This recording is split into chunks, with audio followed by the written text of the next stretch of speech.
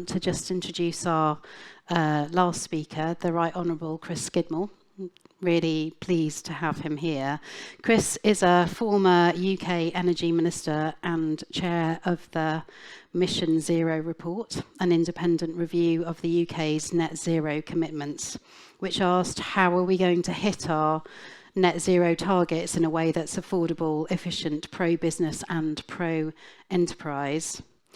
Chris was first elected to the House of Commons as the Conservative MP for Kingswood in 2010. And throughout his parliamentary career, he held ministerial positions in the Department for Health, Education, Business, Energy and Industrial Strategy, as well as the Cabinet Office. So that's a good mosaic of places to be in government.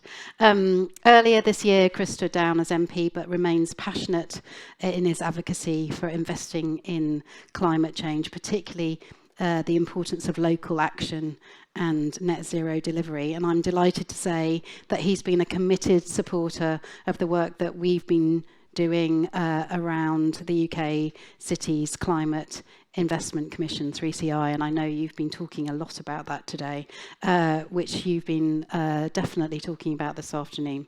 So please join me in giving a really warm welcome to Chris Skidmore.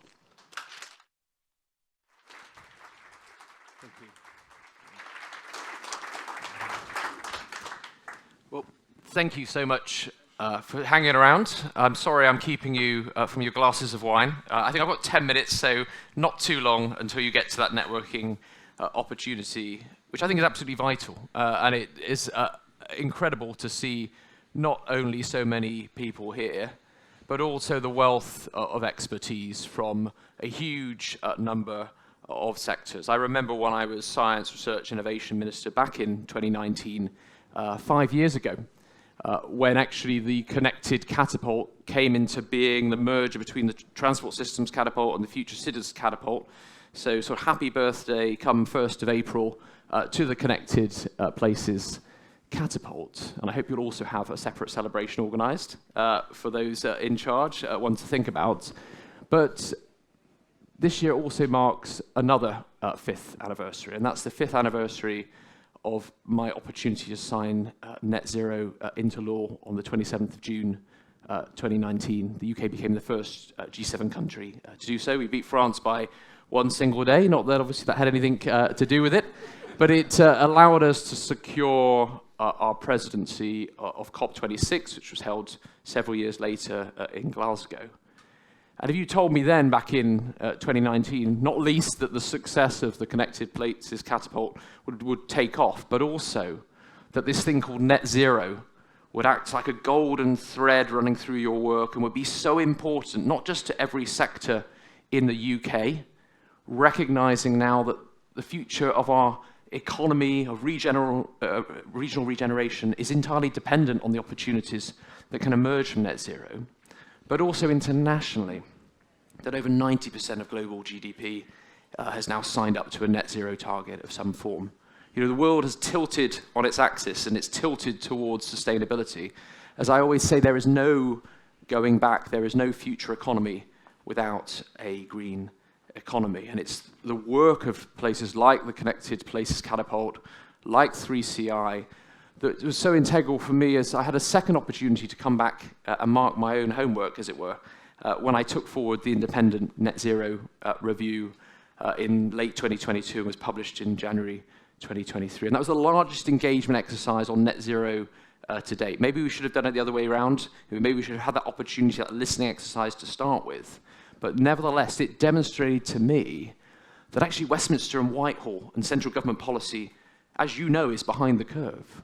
That actually what is happening at the moment in regions and communities across the United Kingdom is that businesses and industry are raring to go. They want to have that leadership position on net zero. They want to be able to demonstrate pioneering opportunities. They want to be able to end best practice, to take those pilots and put them into practice, not just nationally, but globally. And that's the prize that the Net Zero Review tried to set out, to see net zero not just as being essential for tackling the climate crisis, absolutely essential that it is, but even if there wasn't a climate crisis, and there clearly is, don't quote me on that, that we should be doing net zero for that economic opportunity, that growth opportunity, that regeneration opportunity that it provides.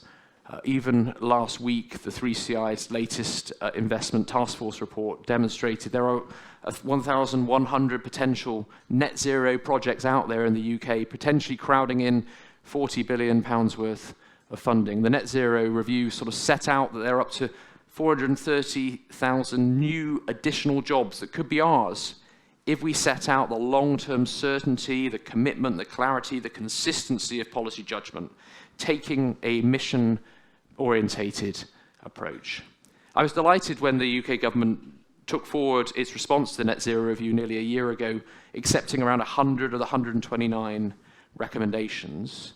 I think it goes to show, regardless of what happens on the surface with political rhetoric, actually underneath the skin, you see departments like DESNZ, like DCIT, getting on with the job, working with yourselves. And we need to strengthen that relationship with the centre, with localities, with regions, to be able to demonstrate actually how we can implement and deliver on the ground more effectively. Since taking forward the Mission Zero review, I've been keen to continue to push forward policy recommendations. The Net Zero review set out 10 10-year missions for how we could deliver net zero more efficiently, more productively, more effectively. And one of those missions was to have a local big bang, as we termed it in the report, how to deliver a place-based approach that would deliver net zero, not just in terms of a just transition, making sure regardless of each area, regardless of its agricultural, industrial, landscape and footprint, that they would be able to decarbonize effectively. But recognizing if we want to deliver net zero effectively and on time and on budget, we have to do this by engaging local areas. So a report I published in September that was co-chaired by the Tees Valley Mayor, Lord Houchin, The Future is Local, tried to dig under how what more we could do to deliver on some of those policy frameworks. I know these are policy frameworks that we share, that we recognize needs to be scaled up. So the Energy Systems Catapult has talked about local area energy plans, this 2024 being the year of the LEAP, where we've seen already in Wales, the Welsh Government providing funding for every local authority to take forward a local area energy plan. We've seen, and I know you had Marvin Rees, the Mayor of Bristol, speak to you this morning. I'm a passionate advocate for the Bristol City Leap. I want that Bristol City Leap to be scaled up so every city or region has an opportunity to have a City Leap model. Because above all, we are also facing politically the challenge. The question about who pays is always there on the agenda. It's the first question that always comes up in the media. It's a misleading one, in my opinion, because while we recognize that we need to pay for net zero is not a cost. It is an investment. It's an investment in our future, but it's an investment also in the industries and jobs of the future. And recognizing it's not just government, it's not just yourselves that believe this, but there are investors right at this moment in time who are making board decisions across the globe about where they will put investment and capital for the future. Capital and investment that will go elsewhere if we're not careful. Just last week, a report was published looking at the Inflation Reduction Act in the United States. As I thought at the time, we have this big figure of $369 billion worth of public investment, but it was never about that catalytic opportunity for investment, important though that was. It was about how to then de-risk and crowd in additional private investment. So for every dollar that has so far been spent, the $40 billion that have been spent as a result of the Inflation Reduction Act, that's crowded in $5.7 of private investment, a total of $240 billion. We've seen investment in solar in a single year go up by 50%. We've seen investment in batteries and storage go up in a single year by 114%. For me, this wins the argument, the economic argument, that we need to win the case in the UK, particularly in an election year, that this is not a cost, this is not spending. We saw the challenge around the Labour Party's Green Prosperity Plan, the £28 billion. It was a tragedy in my mind that we ended up focusing on a single number when we have that opportunity to demonstrate what can be done for the future. And ultimately, as the Committee on Climate Change has set out, we have to spend this money anyway. Change is difficult, But at the same time, it's going to happen. The Net Zero Review set out also, the longer we wait to deliver on some of these key projects, the more they're going to cost, the more it's going to add to our debt to GDP ratio. There is an economic case for opening up the spending review, for being more dynamic in setting out an overall investment plan on net zero for the UK. But to deliver that, we've got to think about it from a place-based approach. So for myself, actually, the elections that really matter are the elections that could be coming up on the 2nd of May. We've got a couple of new mayoralties up for election for the first time. It will be through mayors and also powerful local authorities that have that vision about how to decarbonise for that economic opportunity, that I hope whoever is elected, and I'm cross-party now, whoever comes forward with that positive vision, whether it's for Yorkshire, Manchester, the West Midlands, that they are given the additional powers and responsibilities that they need to be able to deliver on the long term. We saw with that Bristol City Leap, and I don't want to repeat possibly what Marvin said, £7 million worth of public investment unlocked £435 million of private investment. That is the prize I want us in the UK to seek.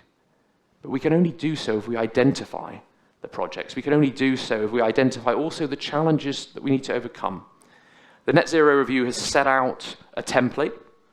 We will possibly see a new administration come in next year or the end of this year, also potentially with that mission-based approach. But I believe that the work that the Connected Places Catapult's done across a range of sectors, whether it's transport, whether it's looking at cities and mobility, whether it's looking at housing and how to decarbonise housing stock, where there is a huge investable opportunity around heat networks and to be able to recognise how to bring in private investment capital. The work that you are doing now will be the projects and investments of the future. They may be just on paper, but whoever is in government come the end of this year, it will be under their stewardship whether the UK meets its national determined contribution of 68% emissions reduction by 2030. We're only just there at the moment. We've made 50% emissions reduction. One of the reasons why I resigned, I'm not going to get into sort of the negative reasons, but the challenge is that the rest of the world is watching, waiting, and looking to learn from the UK about how to successfully decarbonise and at the same time deliver clean growth. So the next 5 years are going to be absolutely critical. The next government will be the government that will meet its NDC or will fail. If it fails to meet that NDC, what's to say any other country in the rest of the world will believe that they also can meet their national determined contribution? So it's up to us to be able to provide that sort of North Star moment through net zero of demonstrating how we can take every region with us, but critically not just talk about the billions, not just talk about the level of carbon dioxide emissions reduction, because no one can see CO2 emissions. What they can see is on the ground that real-time, real-term opportunity to regenerate, to improve their public space, to improve the jobs, to improve their transport systems, to improve the ability to understand that their local area is not a problem, but a solution to the future. So I'd like to thank you all for the work you're doing. I'm continuing to work on net zero. I said in my resignation letter that I now am going to be focused on this for the rest of my career. It's what I've decided that I want to do. I know for many of you, you share that same passion and commitment that this is a challenge that you're willing to accept and to also dedicate your careers towards achieving. And I hope that if there's any projects that you wish me to either visit, to champion, one of the reasons I've come here today is to say get in contact. I need your help as much as anything else to be able to highlight the possibilities, those opportunities, because those opportunities come not just here in the centre. They will be realised and they are livable and they will win public support if we can demonstrate what they mean to people in their local communities, in regions and at home. Thank you very much.